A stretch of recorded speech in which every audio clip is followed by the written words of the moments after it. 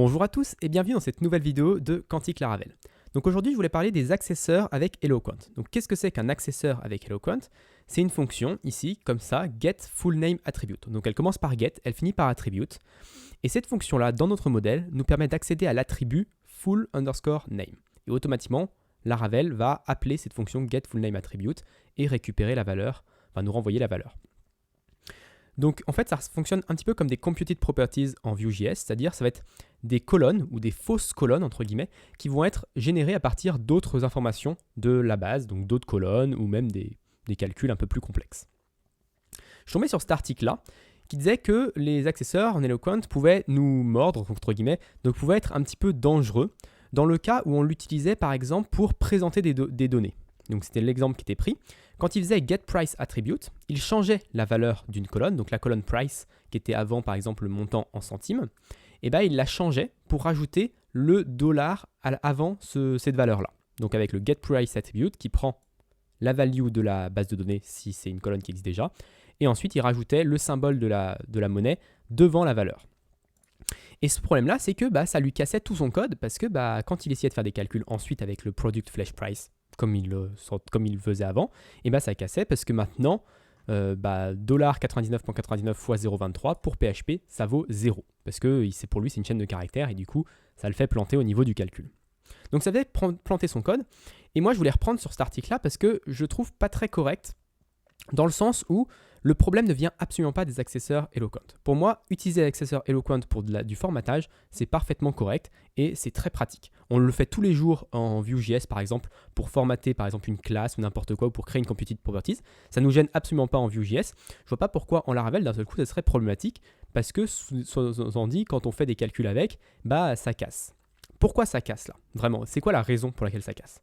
C'est qu'en fait, il utilise le product flash price. Et product flash price, ça ne veut rien dire. Qu'est-ce que c'est qu'un prix? Un prix, ça peut être en euros, en dollars, ça peut être en centimes, ça peut être soit en centimes, soit en euros, ça peut être avec taxe, sans taxe.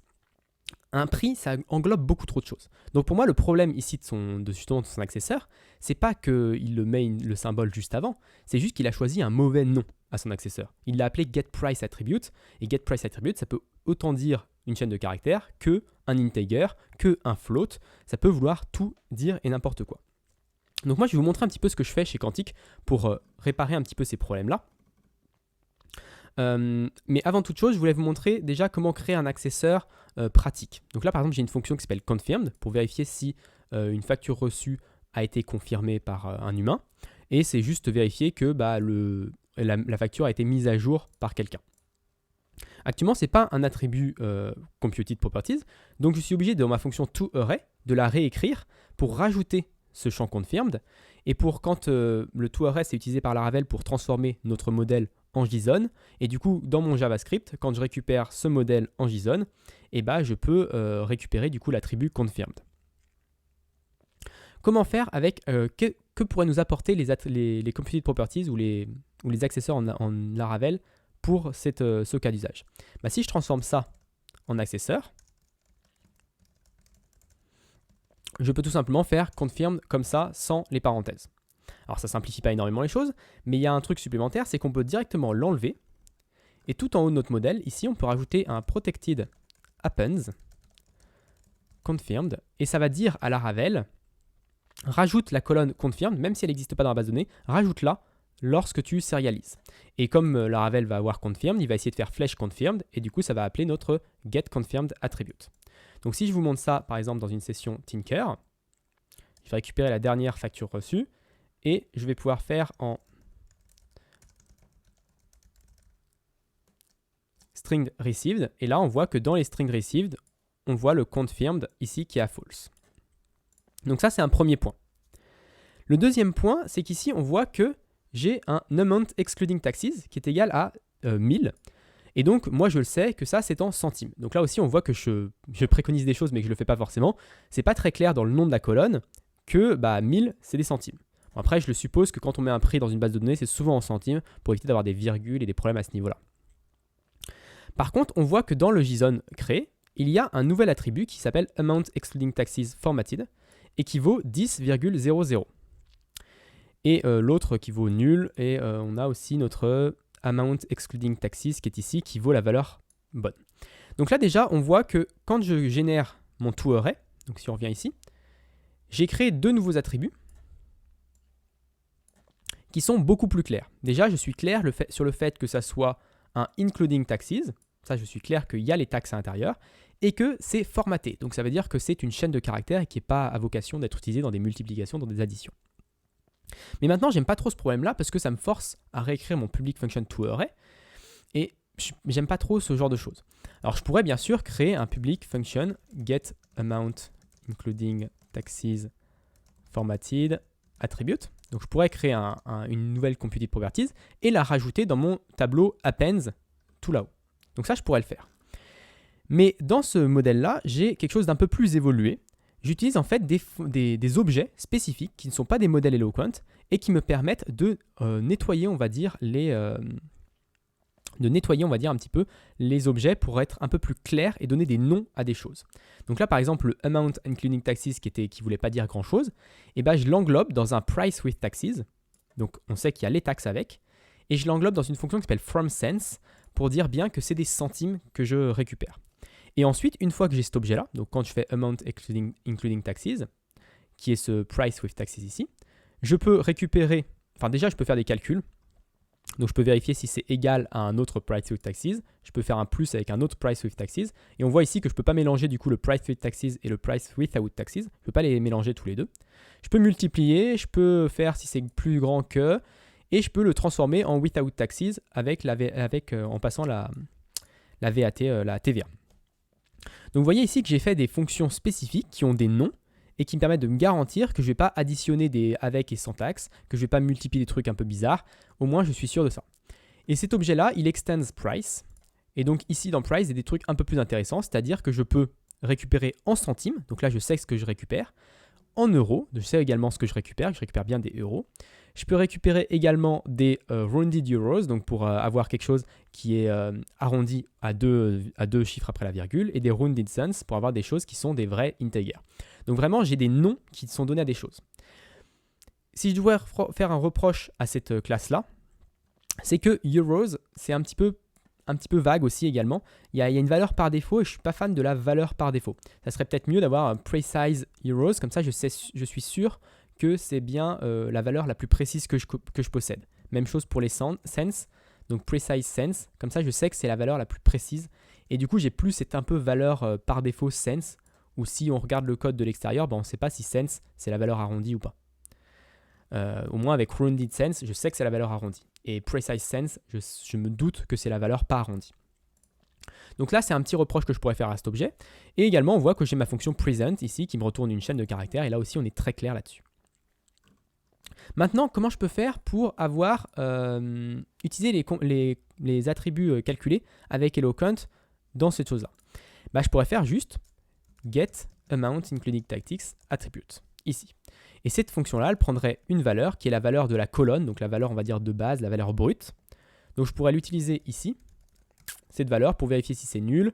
Et également, je pourrais l'utiliser ensuite après ici pour faire le from cents. Je peux faire la même chose pour l'autre ici.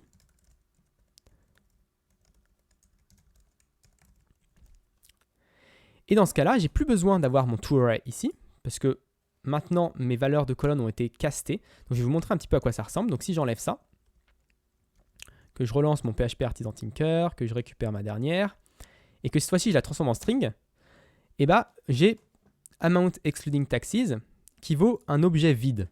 Alors, c'est un petit peu bizarre. Pourquoi un objet vide? Parce que amount excluding taxes, maintenant, c'est plus un chiffre, vu que j'ai utilisé un caster, un accesseur Eloquent. Maintenant, c'est un objet. C'est vraiment un objet de base. Et Laravel ne sait pas comment transformer cet objet-là. Mais on peut très facilement lui dire en fait comment transformer cet objet-là. Il suffit d'aller dans Price et de dire que j'implémente ArrayAble. Donc j'implémente ce Illuminate Contract Support ArrayAble et j'implémente la fonction toArray, comme on l'avait dans notre ancien modèle. Sauf que ça, c'est pas un modèle Eloquent, donc c'est vraiment un objet de base PHP, on peut le faire ça avec tous les objets. Et ici, je peux faire un return. Et je peux dire par exemple present, this present. Alors vu que c'est un modèle Eloquent, je ne peux pas faire justement d'accessoires ici, je vais être obligé de tous les écrire à la main, mais bon, c'est pas très grave. Je peux renommer d'ailleurs mes choses en precise euros pour être plus clair si je veux. Je pourrais ici, hop, avoir les cents. Et rounded.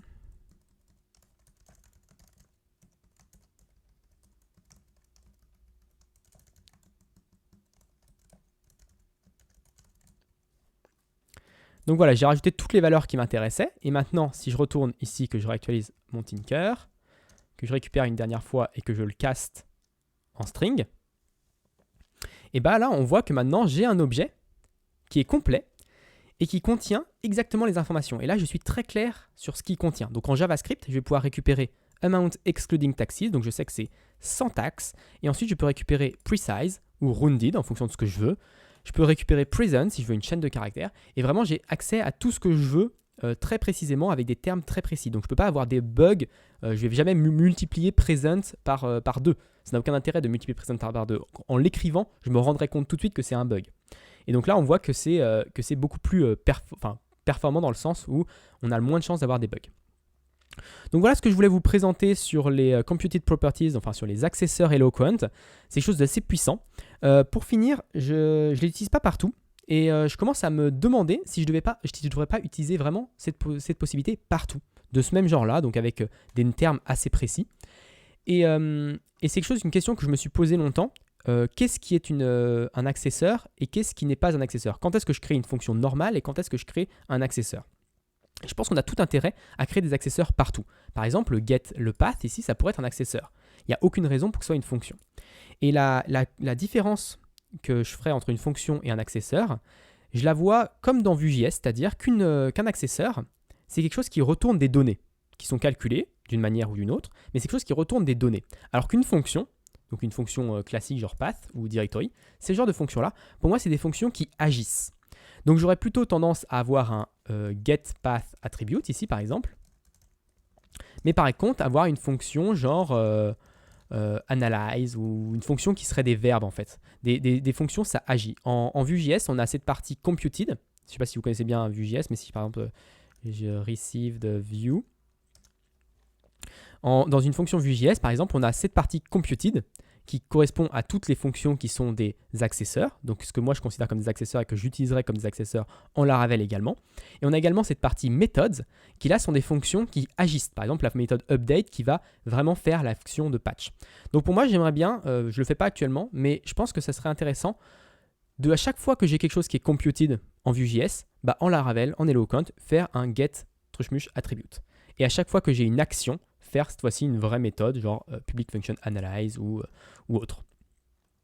Donc voilà pour cette vidéo, j'espère qu'elle vous aura plu. Si elle vous a plu, n'hésitez pas à vous abonner et à la partager sur les réseaux sociaux, c'est très important. Et moi, je vous donne rendez-vous la semaine prochaine pour une autre vidéo de Quantique Laravel.